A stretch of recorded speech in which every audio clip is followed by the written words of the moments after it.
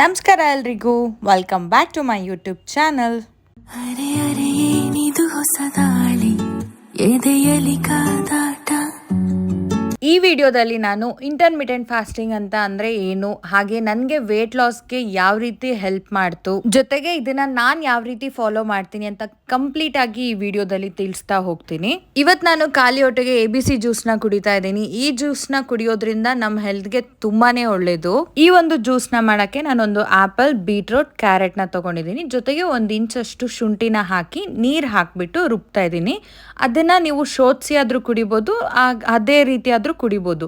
ನನಗೆ ಪರ್ಸನಲಿ ಸೋಸಿ ಕುಡಿದ್ರೇನೆ ಇಷ್ಟ ಆಗುತ್ತೆ ಅಂತ ನಾನು ಸೋಸಿ ತಗೊಳ್ತೀನಿ. ಇದು ನಮ್ಗೆ ರೋಗ ನಿರೋಧಕ ಶಕ್ತಿನ ಹೆಚ್ಚು ಮಾಡುತ್ತೆ, ಜೀರ್ಣಕ್ರಿಯೆ ಸುಧಾರಿಸುತ್ತೆ, ಹಾಗೆ ಚರ್ಮ ಮತ್ತೆ ಕೂದಲಿನ ಆರೋಗ್ಯ ಹೆಚ್ಚು ಮಾಡುತ್ತೆ, ಹಾಗೆ ವೇಟ್ ಲಾಸ್ಗೂ ಕೂಡ ಹೆಲ್ಪ್ ಮಾಡುತ್ತೆ. ಇನ್ನು ಫಾಸ್ಟಿಂಗ್ ನ ನಾವು 3ರಿಂದ 4 ತರ ಮಾಡ್ಬೋದು. ಅಂದ್ರೆ ನಮ್ಮಮ್ಮ ಅಜ್ಜಿಯವರೆಲ್ಲ ಮಾಡ್ತಾ ಇದ್ರಲ್ವಾ, ಒಂಚೂರು ನೀರ್ ಕುಡಿದೆ ನಿಟ್ಟು ಉಪವಾಸ ಅಂತ ಮಾಡ್ತಿದ್ರು, ಅದೊಂದು. ಅಂಡ್ ಇನ್ನೊಂದು ಜಸ್ಟ್ ಹಣ್ಣು ತಿನ್ಕೊಂಡು ಹಣ್ಣಿನ ಜ್ಯೂಸ್ ಕುಡ್ಕೊಂಡು ಉಪವಾಸ ಮಾಡೋದು. ಮತ್ತೆ 3ನೇದು ಬಂದ್ಬಿಟ್ಟು ಜಸ್ಟ್ ನೀರ್ನ ಕುಡ್ಕೊಂಡು ಉಪವಾಸ ಮಾಡೋದು. ಇದೆಲ್ಲದಕ್ಕಿಂತ ಬೆಸ್ಟ್ ಅಂತ ಹೇಳಿದ್ರೆ ಇಂಟರ್ಮಿಟೆಂಟ್ ಫಾಸ್ಟಿಂಗ್. ನಾನು ಇದ್ರಲ್ಲೆಲ್ಲ ಫಾಲೋ ಮಾಡಿದ್ದೆ ಇಂಟರ್ಮಿಟೆಂಟ್ ಫಾಸ್ಟಿಂಗ್. ನನ್ಗನ್ಸಿದ್ದು ಇದಕ್ಕಿಂತ ಬೆಸ್ಟ್ ಯಾವ್ದು ಇಲ್ಲ ಅನ್ಸುತ್ತೆ. ನಮ್ಗೆ ಇಷ್ಟ ಆಗಿರೋದ್ನೆಲ್ಲ ತಿನ್ಕೊಂಡು, ಅಂದ್ರೆ ಹೆಲ್ದಿ ಆಗಿರೋದ್ನ ತಿನ್ಕೊಂಡು ಫಾಸ್ಟಿಂಗ್ ಮಾಡೋದು, ಇದು ಅಷ್ಟು ಕಷ್ಟ ಏನಲ್ಲ.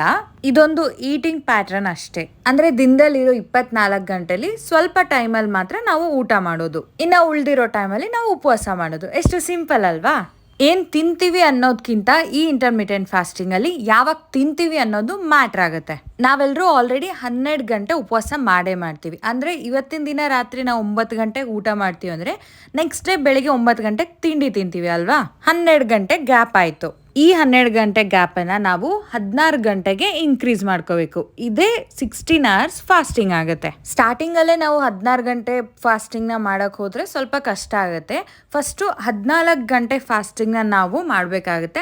ಆಮೇಲೆ ಸ್ವಲ್ಪ 16 ಗಂಟೆಗೆ ಇನ್ಕ್ರೀಸ್ ಮಾಡ್ತಾ ಹೋದ್ರೆ ಈಸಿ ಆಗುತ್ತೆ. ನಮ್ಮ ಹತ್ರ ಇರೋ 24 ಗಂಟೆಲಿ ನಾವು 16 ಗಂಟೆ ಉಪವಾಸ ಇದೀವಿ ಅಂತ ಹೇಳಿದ್ರೆ, ಉಳ್ದಿರೋ 8 ಗಂಟೆಲಿ ನಾವು ಬೆಳಿಗ್ಗೆ ನಾಷ್ಟ, ಮಧ್ಯಾಹ್ನದ ಊಟ, ಹಾಗೆ ರಾತ್ರಿ ಊಟ ಕೂಡ ಕಂಪ್ಲೀಟ್ ಮಾಡ್ಬೇಕು. ಅಂದ್ರೆ ಇವತ್ತು ಸಂಜೆ ನೀವು 8 ಗಂಟೆಗೆ ಊಟ ಮಾಡಿದೀರಾ ಅಂತ ಹೇಳಿದ್ರೆ ನೆಕ್ಸ್ಟ್ ಡೇ ಬೆಳಿಗ್ಗೆ 10 ಗಂಟೆವರೆಗೂ ನೀವು ಏನು ತಿನ್ನೋದು ಕುಡಿಯೋದು ಮಾಡಬಾರ್ದು. ನಾನು ಆಫೀಸ್ಗೆ ಹೋಗೋ ಕಾರಣಕ್ಕೆ ನನಗೆ ಕಂಪ್ಲೀಟ್ ಆಗಿ 16 hours ಫಾಸ್ಟಿಂಗ್ ಮಾಡ್ತೀನಿ ಅಂತ ಹೇಳಕ್ಕಾಗಲ್ಲ. ಕೆಲವೊಮ್ಮೆ ನಾನು 15 hours ಬ್ರೇಕ್ ಮಾಡ್ಬಿಟ್ಟಿರ್ತೀನಿ. ಬಟ್ ಆದ್ರೂ ಈ 16 hours ಫಾಸ್ಟಿಂಗ್ ಡ್ಯೂರೇಷನ್ ನ ಕಂಪ್ಲೀಟ್ ಮಾಡಕ್ಕೆ ನಾನು ಟ್ರೈ ಮಾಡ್ತೀನಿ. ಇನ್ನು ನಾವು ಹೇಗಿದ್ರು ಇಂಟರ್ಮಿಟೆಂಟ್ ಫಾಸ್ಟಿಂಗ್ ಮಾಡ್ತಾ ಇದೀವಿ, ಇನ್ನ ಉಳ್ದಿರೋ 8 ಗಂಟೆಲಿ ನಮ್ಗೆ ಏನ್ ಬೇಕೋ ತಿಂದ್ರೆ ವೇಟ್ ಲಾಸ್ ಆಗತ್ತೆ ಅಂತ ಅನ್ಕೊಂಡ್ರೆ ನಮ್ಮ ಅಜ್ಜನ ಹಣೆಗೂ ಆಗಲ್ಲ. 16 hours ಫಾಸ್ಟಿಂಗ್ ಮಾಡಿದ ಉಪಯೋಗ ನಮಗ್ ಸಿಗ್ಬೇಕು ಅಂತ ಹೇಳಿದ್ರೆ ಇನ್ನ ಉಳ್ದಿರೋ 8 ಗಂಟೆಲಿ ನಾವು ಏನೇನ್ ತಿಂತೀವೋ ಅದನ್ನ ಹೆಲ್ದಿಯಾಗಿ ತಿಂದ್ರೆ ಮಾತ್ರ ನಾವು ವೇಟ್ ಲಾಸ್ ಮಾಡ್ಕೋಬಹುದು. ನೋಡಿದ್ರಲ್ವಾ, ಬೆಳಗ್ಗೆ ಖಾಲಿ ಹೊಟ್ಟೆಗೆ ನಾನು ಒಂದು ಗ್ಲಾಸ್ ABC ಜ್ಯೂಸ್ ನ ಕುಡ್ದಿದ್ದೆ. ಅದಾಗಿ ಅರ್ಧ ಗಂಟೆ ಗ್ಯಾಪ್ ನ ಕೊಟ್ಟು ನಾನು ತಿಂಡಿನ ತಿಂದೆ. ಮನೆಯಲ್ಲಿ ನಾರ್ಮಲ್ ಆಗಿ ಏನ್ ಮಾಡ್ತಾರೋ ಅದನ್ನೇ ತಿನ್ಬೋದು. ಇವತ್ ನಾನು ನಮ್ಮ ಮನೇಲಿ ಇಡ್ಲಿ ಮತ್ತೆ ದೋಸೆ ಮಾಡಿದ್ವಿ. ಅದ್ರ ಜೊತೆ ನಾನು ತರಕಾರಿ ಅಥವಾ ಹಣ್ಣ ಸೇರಿಸ್ಕೊಳ್ತೀನಿ. ಫಾರ್ ಎಕ್ಸಾಂಪಲ್ ಇವತ್ತು ನಾನು ಆಪಲ್ ನ ತಿಂದೆ. ನೀವು ಬೇಕಾದ್ರೆ ಜೊತೆಗೆ ಸೌತೆಕಾಯಿ, ಕ್ಯಾರೆಟ್ ಯಾವ್ದಾದ್ರು ತಿನ್ಬೋದು. ಅದ್ರ ಜೊತೆ ಪ್ರೋಟೀನ್ಗೋಸ್ಕರ ನಾವು ಮೊಳಕೆ ಕಟ್ಟಿದ ಕಾಳು, ಪನ್ನೀರ್ನ, ಸೋಯಾನ ಅಥವಾ ಮೊಟ್ಟೆನ ಆಡ್ ಮಾಡೋದ್ರಿಂದ ನಮ್ ಮೀಲ್ ಪ್ಲೇಟ್ ಕೂಡ ಹೆಲ್ದಿ ಆಗಿರುತ್ತೆ.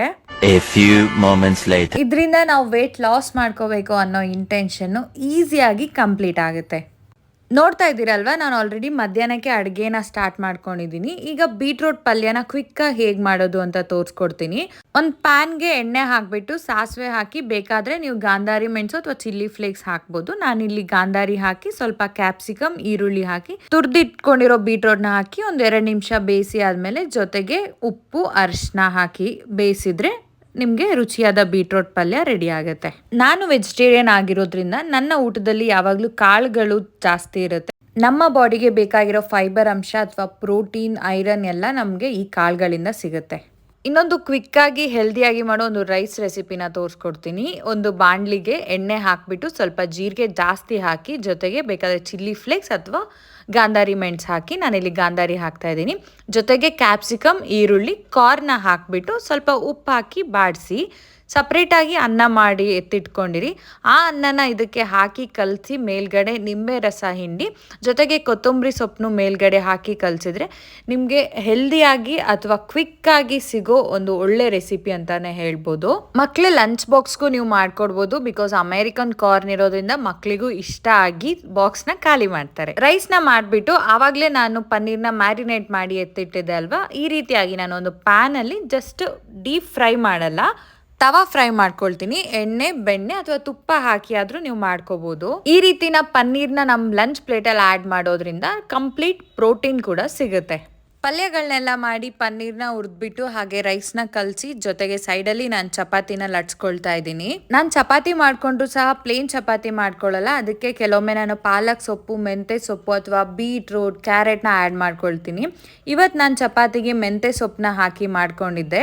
ಇದ್ರ ಜೊತೆ ನಾನು ಮಾಡಿರೋ ಬೀಟ್ರೂಟ್ ಪಲ್ಯ ಹಾಗೆ ರಾಜ್ಮಾ, ಕಿಡ್ನಿ ಬೀನ್ಸ್ ಏನಂತ ಹೇಳ್ತೀವೋ ಅದು ಒಳ್ಳೆ ಕಾಂಬಿನೇಷನ್ ಅಂತಾನೆ ಹೇಳ್ಬೋದು.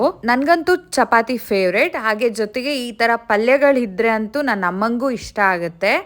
ಹಾಗೆ ನಾನೀಗ ಮಧ್ಯಾಹ್ನದ ಊಟಕ್ಕೆ ನನ್ನ ಪ್ಲೇಟ್ನ ರೆಡಿ ಮಾಡ್ತಾ ಇದ್ದೀನಿ. ಇಲ್ಲಿ ಸ್ವಲ್ಪ ಬೀಟ್ರೋಟ್ ಪಲ್ಯ ಹಾಗೆ ರಾಜ್ಮಾ ಪಲ್ಯ, 2 ಚಪಾತಿ ಜೊತೆಗೆ 4ರಿಂದ 5 ಪೀಸ್ ಪನ್ನೀರ್ ಜೊತೆಗೆ 1 ಸ್ಪೂನಷ್ಟು ರೈಸ್ನ ನಾನು ಹಾಕೊಳ್ತಾ ಇದ್ದೀನಿ. ನಾನು ಸ್ಪೆಷಲ್ ಆಗಿ ಏನು ಮಾಡ್ಕೊಳ್ಳಲ್ಲ. ಡೈಲಿ ಮನೇಲಿ ನಾವೇನು ಅಡುಗೆ ಮಾಡ್ತೀವೋ ಅದನ್ನೇ ಸ್ವಲ್ಪ ಹೆಲ್ದಿಯಾಗಿ ಮಾಡ್ಕೊಳ್ತೀವಿ. ನಾವು ವೇಟ್ ಲಾಸ್ ಮಾಡ್ತಾ ಇದ್ದೀವಿ ಅಥವಾ ಡಯೆಟ್ ಮಾಡ್ತಾ ಇದ್ದೀವಿ ಅನ್ನೋ ಕಾರಣಕ್ಕೆ ಊಟ ಬಿಡೋದ್ರಿಂದ ಯಾವುದೇ ರೀತಿಯ ವೇಟ್ ಲಾಸ್ ಆಗಲ್ಲ. ಅದ್ರ ಬದಲು ನಮ್ಮ ಹೆಲ್ತ್ ಕೂಡ ಹಾಳಾಗುತ್ತೆ, ಜೊತೆಗೆ ವೇಟ್ ಗೇನ್ ಕೂಡ ಆಗ್ಬೋದು. ನೀವು ಕೇಳಿರ್ತೀರಾ ಅಲ್ವಾ, 1 ಹೊತ್ತು ತಿಂದೋನು ಯೋಗಿ, 2 ಹೊತ್ತು ತಿಂದೋನು ಭೋಗಿ, ಹಾಗೆ 3 ಹೊತ್ತು ತಿಂದೋನು ರೋಗಿ ಅಂತ.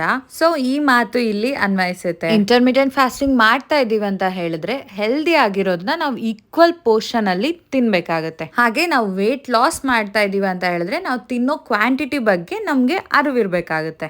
ಇನ್ನು ಈ ಇಂಟರ್ಮಿಟೆಂಟ್ ಫಾಸ್ಟಿಂಗ್ ಮಾಡೋದ್ರಿಂದ ಏನೆಲ್ಲ ಬೆನಿಫಿಟ್ಸ್ ಅಂತ ಹೇಳಿದ್ರೆ, ಮುಂಚೆ ಹೇಳ್ದಾಗೆ ವೇಟ್ ಲಾಸ್ ಮಾಡ್ಕೋಬಹುದು. ಹಾಗೆ PCOD ಪ್ರಾಬ್ಲಮ್ ಇರೋರು ಇದನ್ನ ಮಾಡೋದ್ರಿಂದ PCOD ಪ್ರಾಬ್ಲಮ್ ಕಡಿಮೆ ಮಾಡ್ಕೋಬಹುದು.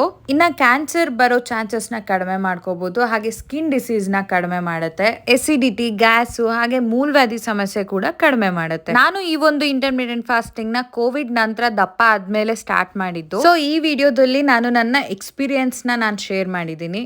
ಈ ಒಂದು ಫಾಸ್ಟಿಂಗ್ ಜೊತೆಗೆ ನೀವು ಎಕ್ಸಸೈಸ್ ಅಥವಾ ವಾಕಿಂಗ್ ನ ಆಡ್ ಮಾಡೋದ್ರಿಂದ ಹೊಟ್ಟೆ ಕೂಡ ಬೇಗ ಕರಗಿಸ್ಕೋಬಹುದು. ಐ ಹೋಪ್ ಈ ಒಂದು ಇನ್ಫಾರ್ಮೇಶನ್ ನಿಮ್ಗೆ ಖಂಡಿತ ಯೂಸ್ ಆಗುತ್ತೆ ಅನ್ಕೊಂಡಿದೀನಿ. ಹಾಗೆ ನೆಕ್ಸ್ಟ್ ವಿಡಿಯೋದಲ್ಲಿ ಈ ಒಂದು ಇಂಟರ್ಮಿಟೆಂಟ್ ಫಾಸ್ಟಿಂಗ್ ಅಲ್ಲಿ ನಮ್ಮ ಮೀಲ್ ಪ್ಲೇಟ್ ಹೇಗಿರ್ಬೇಕು ಅನ್ನೋದನ್ನ ನಾನು ಶೇರ್ ಮಾಡ್ತೀನಿ. ಸೊ ಈಗಲೇ ಹೋಗಿ ನನ್ನ ಚಾನೆಲ್ ನ ಸಬ್ಸ್ಕ್ರೈಬ್ ಮಾಡಿ ಹಾಗೆ ಪಕ್ಕದಲ್ಲಿರೋ ಬೆಲ್ ಐಕಾನ್ ನ ಕ್ಲಿಕ್ ಮಾಡಿ. ನೆಕ್ಸ್ಟ್ ನಾನು ಯಾವುದೇ ರೀತಿಯ ವಿಡಿಯೋ ಅಪ್ಲೋಡ್ ಮಾಡಿದಾಗ ಈ ರೀತಿ ಬೆಲ್ ಐಕಾನ್ ನ ಕ್ಲಿಕ್ ಮಾಡಿದ್ರೆ ನಿಮ್ಗೆ ನೋಟಿಫಿಕೇಶನ್ ಬರುತ್ತೆ. ತಪ್ಪದೆ ನೀವು ನನ್ನ ಎಲ್ಲಾ ವಿಡಿಯೋಸ್ ನ ನೋಡ್ಬೋದು. ಹಾಗೆ ಈ ಒಂದು ವಿಡಿಯೋ ಇಷ್ಟ ಆಗಿದ್ರೆ ಲೈಕ್ ಮಾಡಿ, ನಿಮ್ಮ ಫ್ರೆಂಡ್ಸ್ ಫ್ಯಾಮಿಲಿ ಜೊತೆ ಶೇರ್ ಮಾಡೋದನ್ನ ಮರಿಬೇಡಿ. Thank you. ನೆಕ್ಸ್ಟ್ ವ್ಲಾಗಲ್ಲಿ ಸಿಗುವ. ಬಾಯ್.